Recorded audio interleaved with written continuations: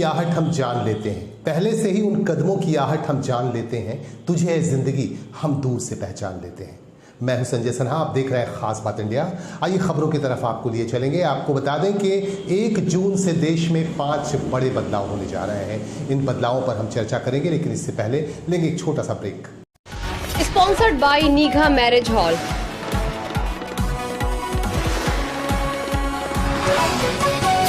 Co-sponsored by Modern Furniture।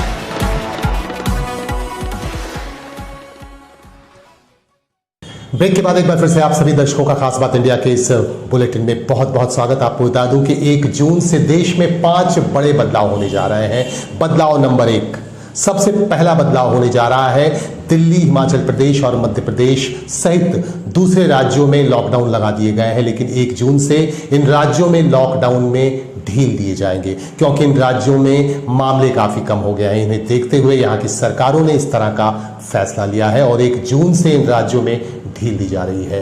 और बदलाव number 2, income tax के मामले में बदलाव होने जा रहा है। इनकम टैक्स फाइल करने की विधि को सरल किया जा रहा है। इनकम टैक्स विभाग की तरफ से 7 जून से नई वेबसाइट लॉन्च की जा रही है और आप 7 जून से इनकम टैक्स नए तरीके से फाइल कर पाएंगे। बदलाव नंबर 3, रसोई गैस की कीमतों में बदलाव हो सकता है।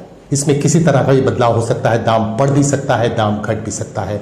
बदलाव नंबर 4, बैंकों द्वारा सेविंग अकाउंट्स के ब्याज दरों में बदलाव हो सकता है। और बदलाव नंबर 5, बैंक ऑफ बड़ौदा अपने ग्राहकों को एक तोहफा देने जा रहा है। बैंक ऑफ बड़ौदा की ओर से एक नया सिस्टम लागू होने जा रहा है, पॉजिटिव पे सिस्टम, और ये सिस्टम 1 जून से लागू हो जाएगा।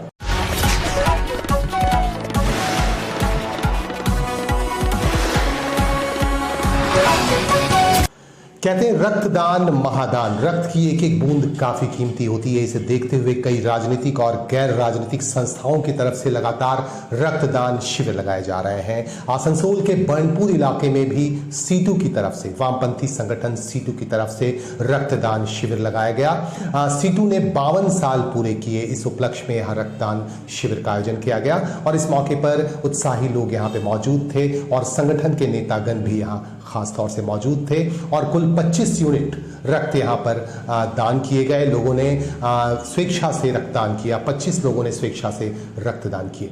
आज के की অনুষ্ঠাन হয়েছে? আজকে অনুষ্ঠান হলো আমাদের সিআইটুর 52 ইয়ার্স প্রতিষ্ঠা দিবস।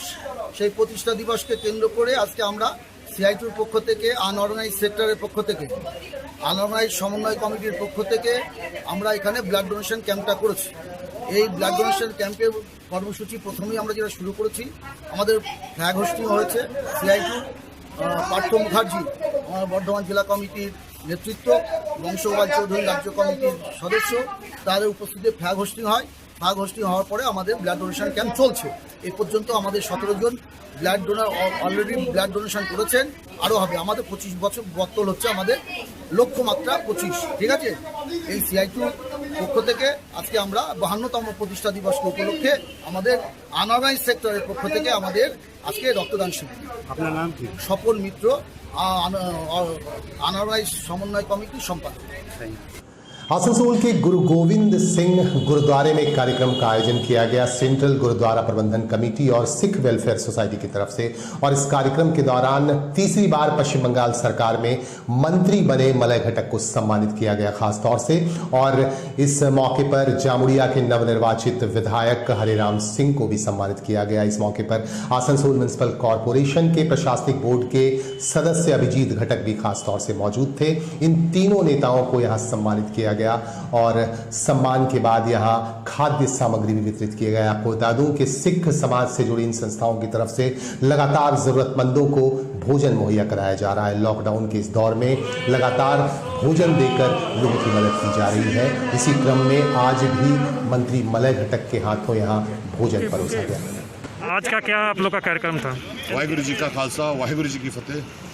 सेंट्रल गुरुद्वारा प्रबंधक कमेटी वेस्ट बंगाल की तरफ से और सिख वेलफेयर सोसाइटी की तरफ से 1 अप्रैल से जो कोविड-19 की महामारी की सेवा चल रही थी, आज 2 महीने से हम लोगों ने हर इलाके में ऑक्सीजन, दवाई, गवर्नमेंट हॉस्पिटलों के डॉक्टर, उनको पीपी किट, मास्क, सैनिटाइजर सब हम लोगों ने प्रोवाइड कराया।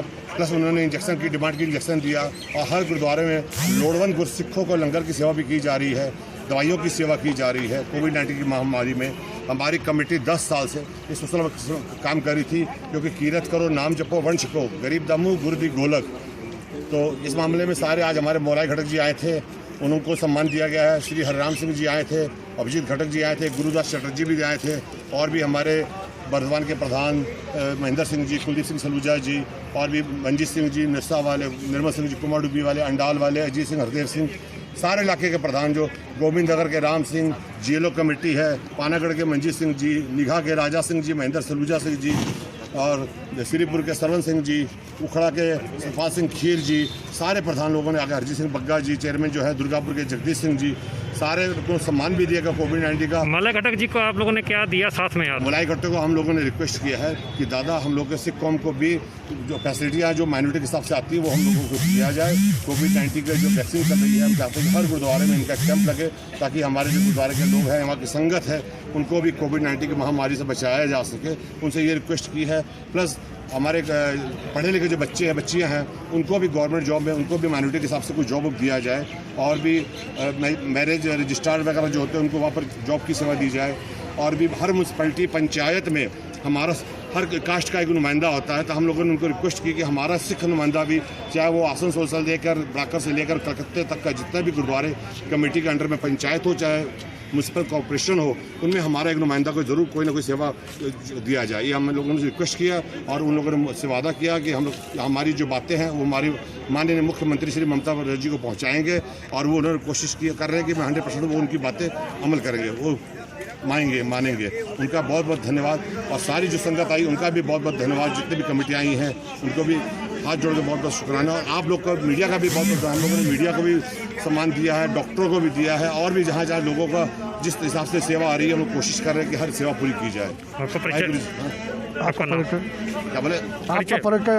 मैं सुरजीत सिंह मक्कड़, सेंट्रल गुरुद्वारा प्रबंधक कमेटी का वर्किंग प्रेसिडेंट और सिख सोसाइटी का फाउंडर प्रेसिडेंट हूँ, और आप लोग का भाई हूँ।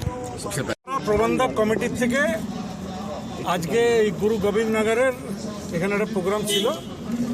তারা করোনা ভাইরাসের সময় কিছু কিটস তারা বিলি করলেন, এবং তাদের কিছু দাবি দাবা নিয়ে একটা মেমোরেন্ডাম তারা আমার হাতে তুলে দিয়েছে। সোশ্যাল প্রোগ্রাম, সমস্ত গুরুদ্বারার যারা হেড তারা এখানে আজকে উপস্থিত ছিলেন। 23টা গুরুদ্বারা আমাদের এই শিল্পাঞ্চল সবাই ছিলেন।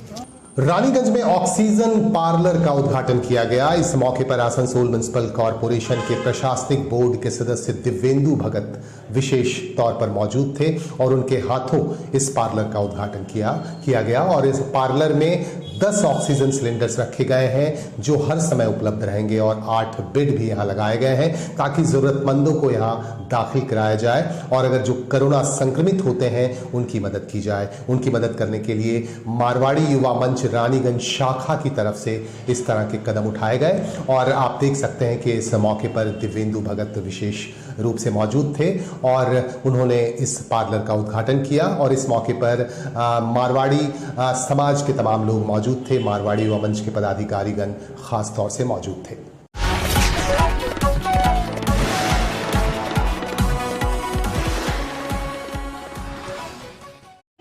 बालोटिया जी हैं, झुनझुन वाला जी हैं, और सबका देखे ठीक से मैं नाम नहीं जानती हूँ।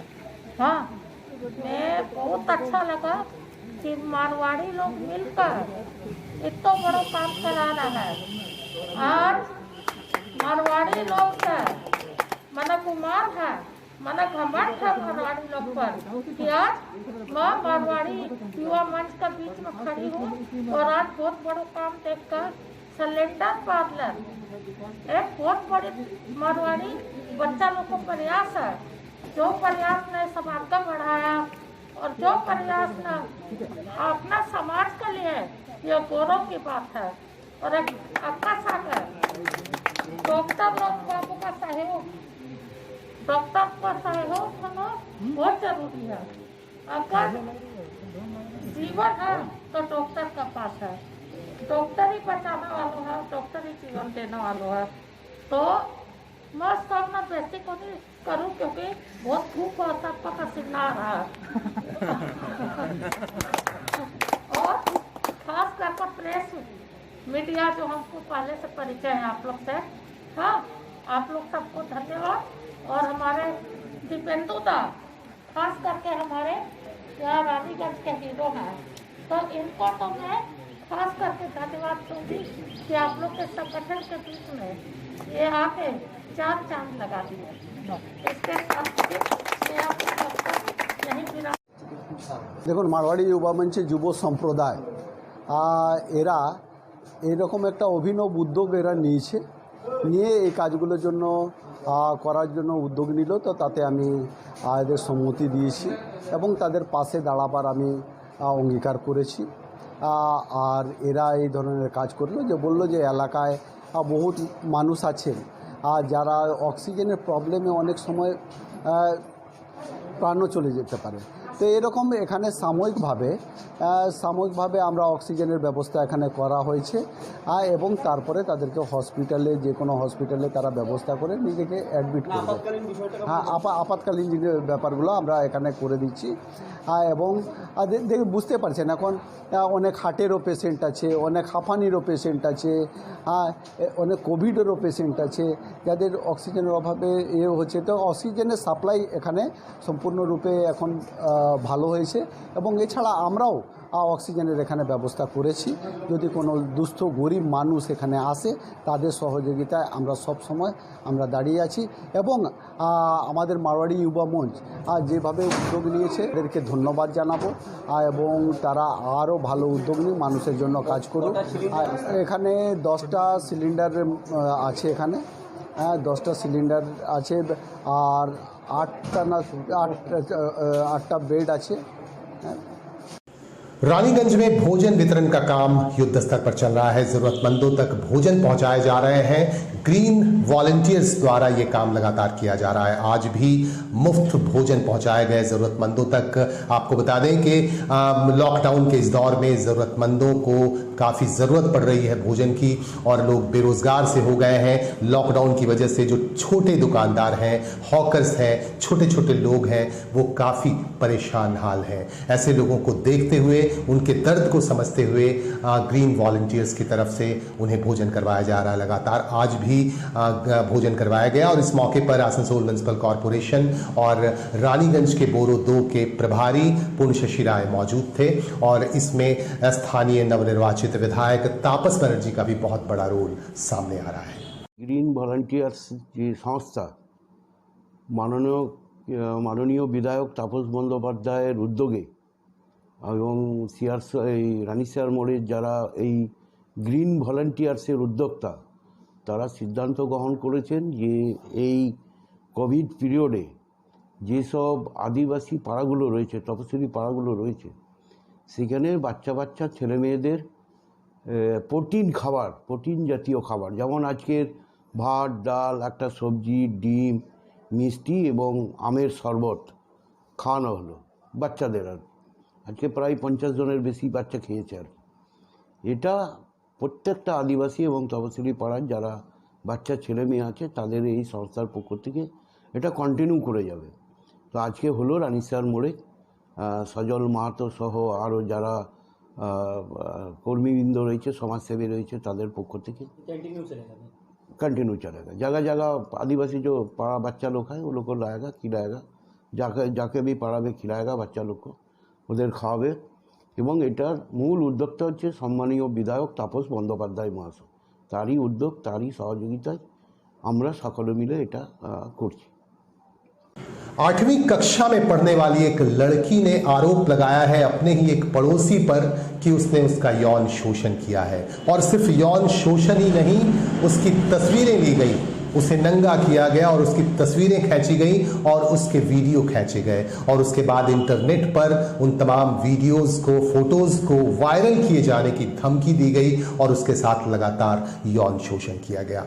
ऐसा आरोप है लड़की का कि सितंबर महीने में 2020 सितंबर महीने में उस लड़की को एक सुनसान वाली जगह पे एक घर में ले जाया गया और जबरदस्ती उसके फोटोज उतारे गए, उससे नंगा किया गया, उसके कपड़े उतार दिए गए और उसके फोटोज उतारे गए और वीडियोस दिए गए। और इस बाबत किसी को कुछ कहने पर उसे कहा गया, ये धमकी दी गई कि ये तमाम वीडियोस और फोटोज वायरल कर दिए जाएंगे। लिहाजा लड़की चुप हो गई और उसका यौन शोषण भी किया गया। लगातार सितंबर 2020 से लगातार राशिद अली नामक युवक ने उसका यौन शोषण किया और आखिरकार उससे रहा नहीं गया तो उसने अपने परिजनों को ये बात बताई और परिजनों ने एक्शन लिया और नरेंद्रपुर थाना में इस बाबत एक मामला दर्ज कराया गया है। पुलिस मामले की तफ्तीश कर रही है और राशिद अली को गिरफ्तार कर लिया गया है।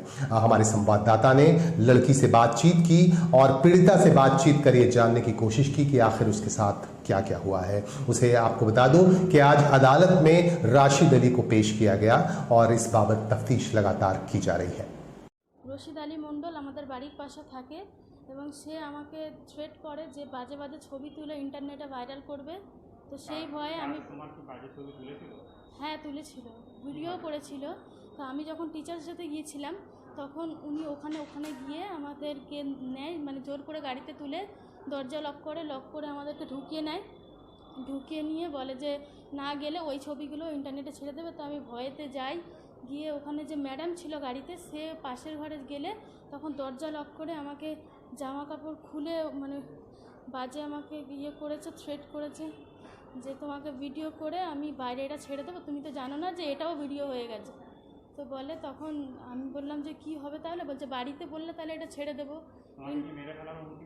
হ্যাঁ বলেছে বাইরে লোক ফিট করে রেখেছি, বাইরে বেরালে মার্ডার করে দেবে এরকম বলেছে। এবং ওদের বাড়ির যে বড় ভাবি আমাদেরকে গালাগালি করে, বিশেষ করে আমাকে আমার বাবা মাকে করে, আর বলে বাড়ি ফাড়ি ভেঙে দেবে বাড়িতে কিছু বললে, এরকম অনেক মানে আমাকে ইয়ে করে। हमने आपको बताया कि दिल्ली, हिमाचल प्रदेश और मध्य प्रदेश में ढील दी जाएगी 1 जून से लॉकडाउन में, लेकिन पश्चिम बंगाल का हाल बेहद बुरा है। हमारे पास एक तस्वीर आ रही है, हमारे दर्शक ने सिलीगुड़ी से एक तस्वीर भेजी है। इस तस्वीर में आप देख सकते हैं कि किस तरह से यहाँ धज्जियां उड़ाई जा रही हैं। जो गाइडलाइंस जारी किए गए हैं सरकार की तरफ से, उनकी धज्जियां उड़ाई जा रही हैं और बाजार हाट करने इस तरह से लोग जुट रहे हैं। अगर इस पर सरकार ध्यान नहीं देती है तो कोरोना के मामले और बढ़ेंगे। पिछले 24 घंटे की अगर बात करें तो पिछले 24 घंटे में 11,000 से ज्यादा मामले मिले हैं पश्चिम बंगाल में। और अगर यही हाल रहा, विभिन्न क्षेत्रों से हमारे पास खबर मिल रही है कि नियम कानूनों की धज्जियां उड़ रही हैं और अगर धज्जियां ऐसे ही उड़ती रहीं तो मामले और बढ़ेंगे। इस पर सरकार को, प्रशासन को, पुलिस को सख्त होना होगा। इन्हीं बातों के साथ हम लेंगे आपसे विदा। आप हमारे साथ बने रहें, हमारे वेबसाइट पर आप बने रहें www.खासबात.co.in और हमारे सोशल मीडिया के प्लेटफॉर्म्स पर भी आप हमारे साथ बने रहें और अपडेट रहें। नमस्कार।